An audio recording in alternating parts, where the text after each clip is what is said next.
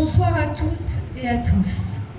Pour commencer, je voudrais remercier très chaleureusement le collectif 7 octobre de m'offrir ce soir l'espace de parole qui m'a été confisqué par Amnesty International sous la pression d'un ou de plusieurs artistes qui ont demandé à ce que je sois exclue d'une soirée qui devait avoir lieu en mars dernier au Théâtre du Châtelet et qui s'intitulait « We are Civilians ». L'objet de cet événement artistique était de se mobiliser pour toutes les victimes du conflit israélo-palestinien, quel que soit le point de vue des invités sur cette guerre. Et c'est précisément cette diversité qui m'avait séduite dans cette invitation d'Amnesty, car la pluralité des opinions est au fondement même de la démocratie. Elle permet de penser contre soi-même, de préciser ou de nuancer son jugement, voire même d'en changer. Elle exige aussi le respect et la tolérance, deux valeurs sans lesquelles nous ne pouvons faire société. Et puis, on ne fait pas la paix avec ses amis. Aussi, en tant qu'artiste, je trouvais que de se tenir ensemble pour les civils, au-delà de nos divergences, était un signal fort envoyé à tous ceux qui ajoutent de la violence à la violence. Un signal qui disait tout simplement « nous pouvons nous parler ». J'avais écrit un texte sur une des otages du Hamas. Mais voilà, une personne au moins à l'affiche de cette soirée n'a pas voulu de moi. Il n'y a donc pas eu de soirée et le texte est resté dans mon tiroir. Cette ou ces personnes n'ont pas voulu de moi car j'avais écrit dans un tweet que je refusais d'employer le terme de génocide pour qualifier ce qu'il se passe aujourd'hui à Gaza. Oui, je réfute ce terme, car comme toute notion juridique, le crime de génocide doit être caractérisé par des éléments bien précis pour être avéré.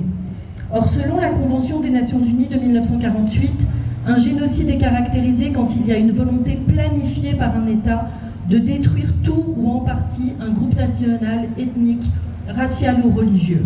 À l'élément matériel doit donc obligatoirement s'ajouter un élément intentionnel qui a existé dans la destruction des Arméniens, des Juifs et des Tutsis, mais qui, selon l'ordonnance du 26 janvier 2024 de la Cour internationale de justice, qui a eu à se prononcer sur la question, n'est pas établi à l'encontre des Palestiniens, tout simplement parce qu'Israël n'avait pas planifié son intervention dans la bande de Gaza, dont elle s'était retirée depuis 2005.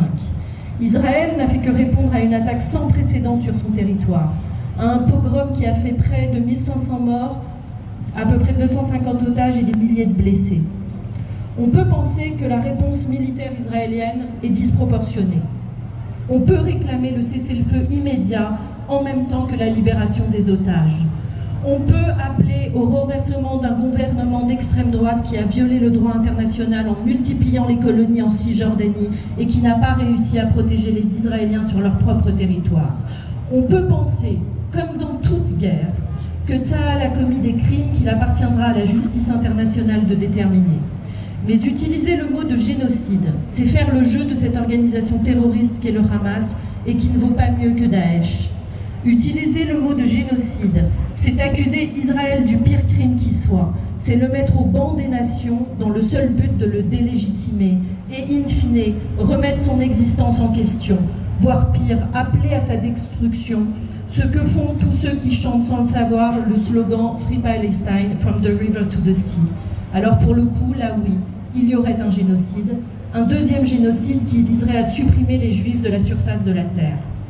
Que Jean-Luc Mélenchon, 3 fois candidat à l'élection présidentielle, qui a capitalisé près de 8 millions de voix en 2022,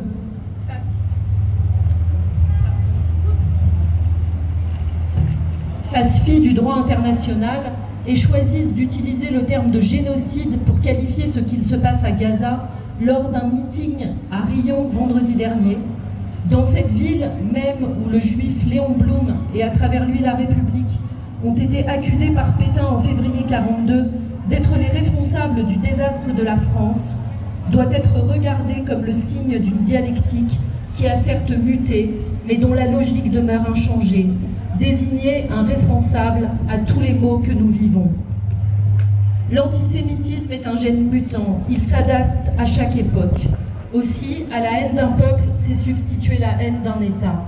Et si ce n'est peut-être plus au cri d'à mort les Juifs, quoique mais à celui d'abat les sionistes que rassemblements et mobilisations s'organisent aujourd'hui partout dans le monde, le résultat est le même. Des étudiants, des femmes ou des artistes comme moi, en France, se voient mis au banc du groupe, privés d'amphi, de soirées, de manifestations, de liberté d'opinion et d'expression. Des citoyens français de confession juive sont livrés à la vindicte populaire par des députés de la nation et se retrouvent menacés de mort, obligés de vivre sous protection policière. Quand j'étais jeune adolescente, une question m'obsédait alors que j'écoutais ma grand-mère me raconter ce qu'elle avait vécu. Le port de l'étoile jaune, la dénonciation de son père, son emprisonnement à Drancy puis Pithiviers et sa déportation à Auschwitz où il sera assassiné à l'âge de 56 ans. Comment cela a été possible? Comment cela est arrivé? Avant qu'on vous foute dans des trains, il y a bien eu des signes, non? Des manifestations de haine, des discours violents, des boycotts. Oui, sans doute, semblait penser ma grand-mère les yeux perdus dans le vague, sans pour autant être capable de se souvenir des points de bascule. 30 ans plus tard, j'ai l'impression que l'actualité m'offre la réponse. Ça a commencé exactement comme ça, avec les fausses accusations, avec le massacre des mots, avec des mots qu'on éventre et qu'on dépaisse de leur sens, comme on vide des proies de leur sang. Nazis, colons, apartheid, ségrégation, génocide, sionisme. Sait-on seulement ce que ces mots signifient? Et regarde-t-on la réalité à laquelle ils renvoient? Non, car la réalité n'a plus aucune espèce d'importance. Ce qui compte désormais, c'est que ces mots servent l'idéologie qu'on entend défendre. Et si pour cela, il faut en inventer de nouveaux, pas de problème, on s'y attellera. Tels les intersectionnels qui qualifient aujourd'hui le sionisme de fémonationalisme, afin de justifier leur acte kafkaïen, avoir viré des femmes d'une manifestation contre les violences faites aux femmes, simplement parce qu'elles entendaient dénoncer les viols et les actes de barbarie infligés par le Hamas à des victimes qui ne leur plaisaient pas, des femmes israéliennes. Le sionisme, un fémonationalisme, nous aurons tout entendu. Espérons malgré tout qu'un jour, ces idéologues prendront le temps d'ouvrir un livre d'histoire. Ils découvriront alors que le sionisme n'est rien d'autre que la forme juive de la dynamique d'autodétermination des peuples qui a traversé le 19 et le 20e siècle dont elle se réclame. Oui, ils apprendront que le sionisme est sans doute le plus abouti des projets décoloniaux, et conscients de leur bêtise, ils arrêteront d'utiliser la grammaire décoloniale pour l'attaquer, tout comme hier, ils utilisaient la grammaire anticapitaliste, alors qu'Israël était un lieu de réalisation socialiste sans équivalent dans le monde. Ces réalisations socialistes, ce sont évidemment les kibbutz, ces villages collectivistes où toutes les ressources sont mises en commun et les récoltes partagées de manière égalitaire. Ce sont ces jardins d'Éden et leurs habitants, militants pour la paix, qui allaient chaque semaine à la rencontre de leurs voisins palestiniens et que les terroristes du Hamas ont massacrés le 7 octobre. Dans l'un de ces kibbutz, le kibbutz Oulit, il y avait une jeune fille dont je voulais parler à cette soirée pour Amnesty. Merci de me permettre de dire ici quelques mots sur elle.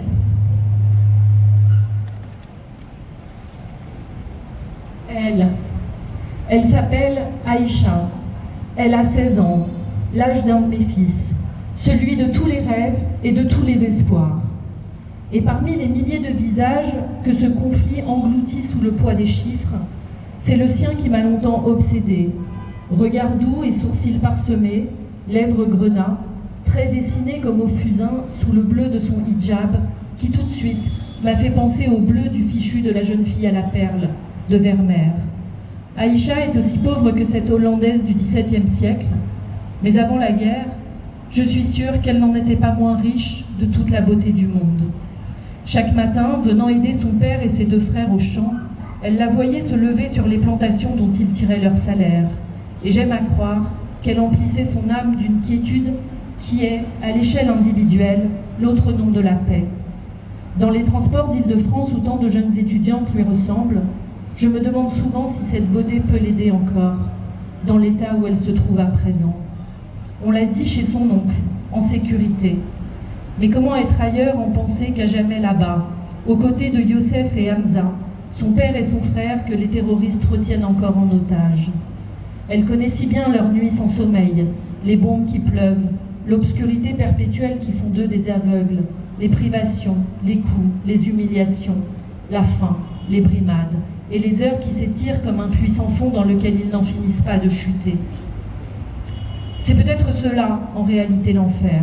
Ce temps infini à attendre quoi? Personne ne sait, sinon les bruits, les mouvements, les voix qui nourrissent la peur, et la peur qui nourrit la folie, la violence. Alors pour les garder tranquilles, ces fous d'Allah leur ont donné un Coran. Quel était leur but? Leur rappeler qu'ils étaient des musulmans, mais pas de bons comme eux, de mauvais musulmans, d'être aussi des Israéliens, ce qui devait leur faire comprendre pourquoi ils resteraient des otages, des corps dont on pouvait disposer à sa guise, des vies qui ne valaient rien. Que vaut celle de son frère, qu'elle vient de découvrir il y a quelques semaines dans une vidéo, le visage ensanglanté et la silhouette cerclée de fusils d'assaut. Pour le Hamas, qui les considère comme pires que les Juifs, des traîtres, rien évidemment.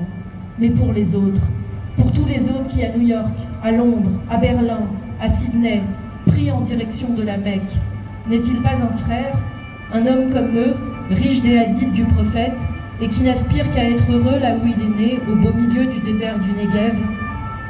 Aïcha a été libérée le 30 novembre dernier, après 50 jours de captivité. Je ne sais pas si depuis son retour, elle a vu toutes ces vidéos de gens ignobles qui arrachaient les affiches des otages, qui déchiraient à main nue le visage du bébé Kfir, 9 mois quand il a été kidnappé, faisant de lui le plus jeune otage du monde.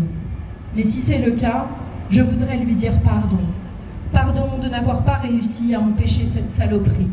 Car c'est comme si on privait son père et son frère du dernier pays où ils avaient le droit de vivre, le pays des otages. Il en reste 130 aux mains du Hamas, dont 3 de nos concitoyens. Ça aurait pu être moi, ça aurait pu être vous, ça aurait pu être n'importe qui. Ne les oublions pas.